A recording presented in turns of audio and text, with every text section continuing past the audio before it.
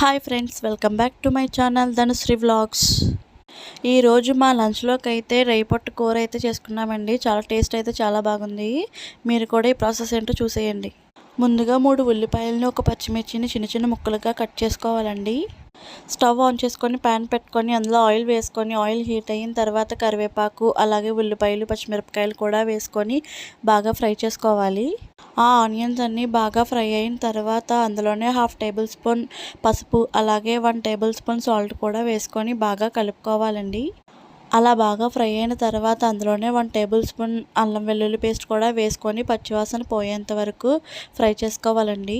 అల్లం వెల్లుల్లి పేస్ట్ పచ్చివాసన పోయిన తర్వాత అందులోనే 1½ టీ స్పూన్ కారం, అలాగే 1/2 టేబుల్ స్పూన్ జీలకర్ర పొడి, అలాగే 1 టేబుల్ స్పూన్ గరం మసాలా కూడా వేసుకొని బాగా ఫ్రై చేసుకోవాలండి. ఈ ఉల్లిపాయ మిశ్రమం అంతా బాగా ఫ్రై అయిన తర్వాత ముందుగా కడిగి పెట్టుకున్న రొయ్య పట్టును అయితే అందులో వేసుకోవాలండి.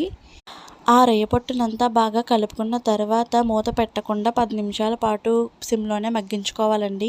నాకైతే కారం సరిపోలేదండి. 1/2 టేబుల్ స్పూన్ కారం, అలాగే 1/2 టేబుల్ స్పూన్ సాల్ట్ కూడా వేసుకొని బాగా కలుపుకోవాలి. నూనె పైకి తేలేంత వరకు మగ్గించుకోవాలండి. చివరిగా కొత్తిమీర వేసుకొని ఒకసారి కలుపుకొని స్టవ్ ఆఫ్ చేసుకోవాలి. ఎంతో టేస్టీగా ఉండే రొయ్య పట్టు కూర అయితే ready. Please like and subscribe.